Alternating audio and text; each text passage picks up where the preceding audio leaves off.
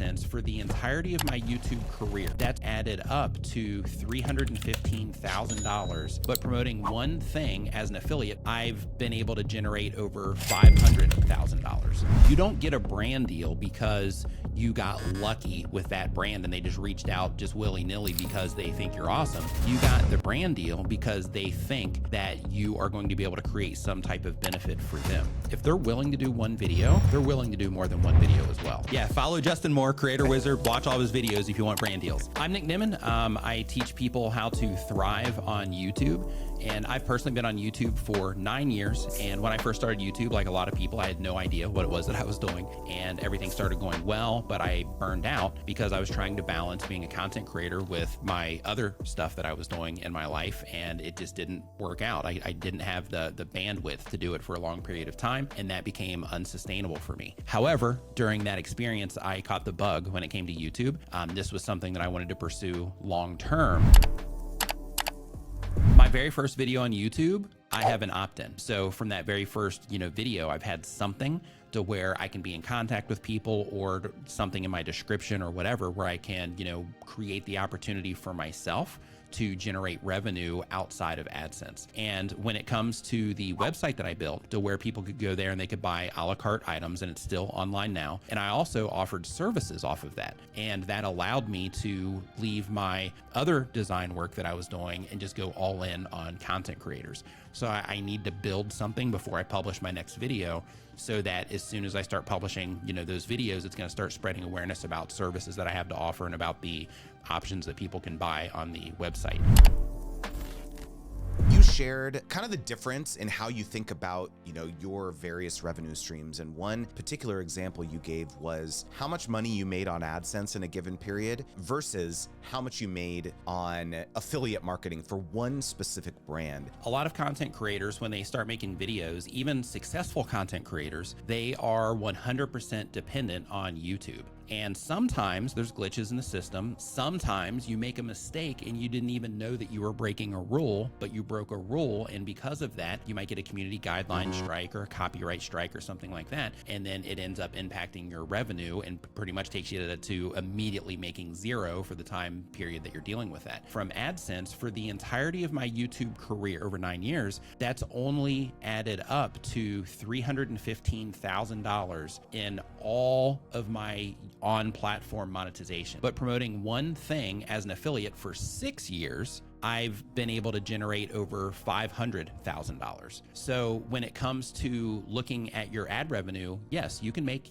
decent money with your ad revenue. And depending on the type of content you make, you might get higher ad rates or lower. But if you're a content creator and you're not supplementing your YouTube ad revenue with other forms of monetization, you're one, costing yourself tons of money, and two, the amount of risk that you are taking onto yourself, just assuming that everything is going to keep working the way that it is. You're putting a lot on the line. How do you think about affiliates versus flat sponsorships? I'm a big believer in affiliate marketing as the, highest thing, just because of the type of content that I make. You might decide to, do affiliate marketing as well, and you should, because even as an entertainment channel, you have ways that you can mention things and stuff like that. But the idea for me, I always think long term. When it comes to YouTube, I think scale and I think long term. So because of that, if I'm thinking like, hey, what's happening only this month, then, I'm going to make a lot of bad decisions based on that short term thinking. So the reason when it comes to affiliate marketing that I think it's so powerful is because if the type of content that you make has products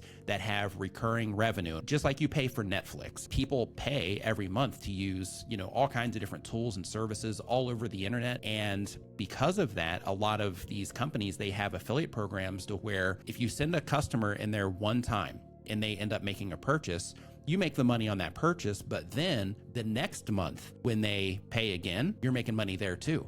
And the next month when they pay again, you're making money there too.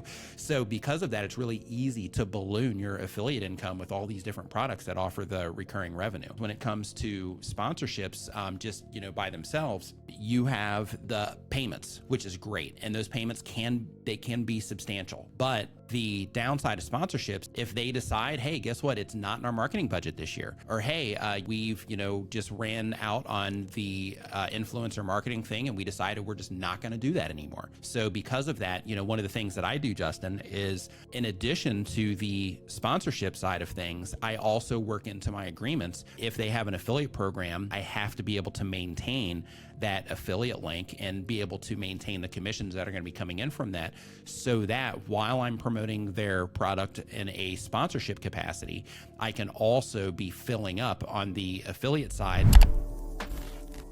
So it seems like you think pretty strategically about how you approach these types of relationships. And it was very interesting to me that you said that you'll almost always start promoting a brand or a product or a service prior to engaging on, let's say, a heightened relationship, a flat fee sponsorship, this type of thing.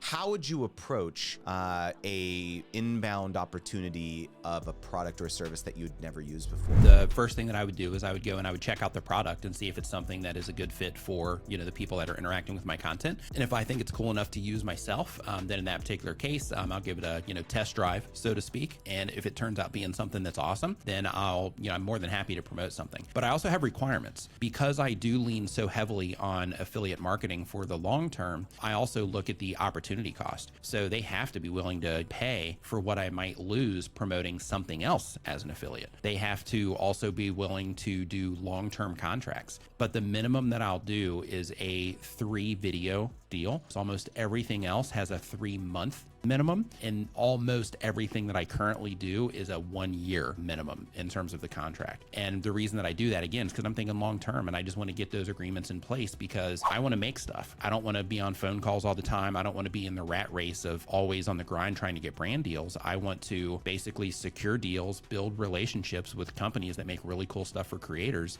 and then me and those companies depend on each other for the duration of those contracts to do what it is that we're supposed to do, so that I can just focus on doing what it is that I do. I'm assuming that you're able to have those requirements because you've achieved a certain level of scale. Was that different in the beginning, where you didn't necessarily have the proof points of all the subscribers and viewership and all that stuff, or is that something you mandated from the very beginning? I learned that. It was, another content creator friend. They were like, hey, this is a thing that I'm doing. And, when I work with the brands, I just basically upsell them, on additional content. And I was like, oh my gosh, it's genius. Why didn't I think of that? Right.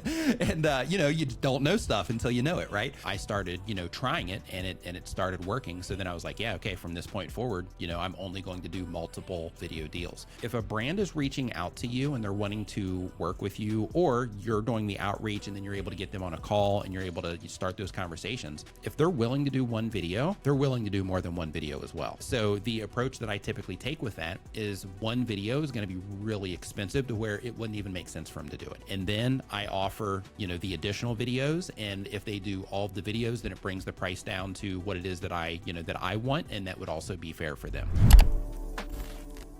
One common fear that I hear from a lot of creators who work with a brand for the very first time, let's say, one of the things that prevents them from going back to the brand and saying, hey, let's collaborate again, right, is they're worried that it didn't go well. What would you do, Nick, if a sponsor or a brand came to you and said, hey, you didn't drive the number of sales that we were hoping? As the content creator, your job is to bring awareness to what it is that they're doing. Maybe it's directly, driving traffic to it through a link or something like that, but they need to convert that traffic. So because of that, I would start the conversation asking like, okay, maybe we should build a different landing page, something like that. And then maybe we can do, another video or two and see if it makes a difference. Basically, I would try to work with them to try to figure out, what they think the problem is. And if there's anything that they think that I could do better when it comes to bringing attention to their products. I was like that with Uscreen.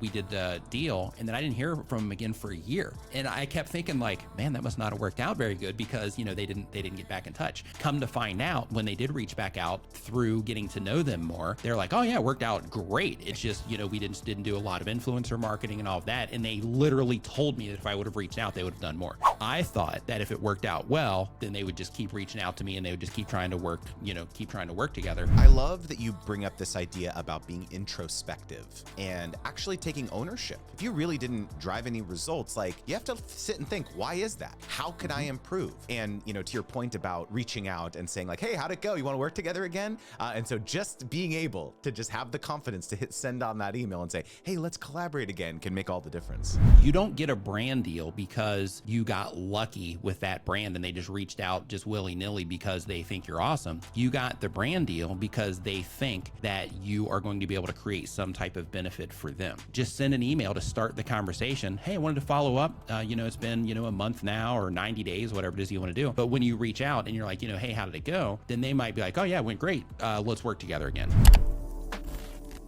If you had to give a piece of advice to a creator who's just starting out, but they're thinking that, sponsorships, working, partnerships, affiliates, like working with other brands and partners should be, something that I focus on as a creator, what would be the highest leverage piece of advice that you could give someone starting out? Follow you and watch all of your content. I mean, that's the elephant in the room, right? Like follow you and watch all your content.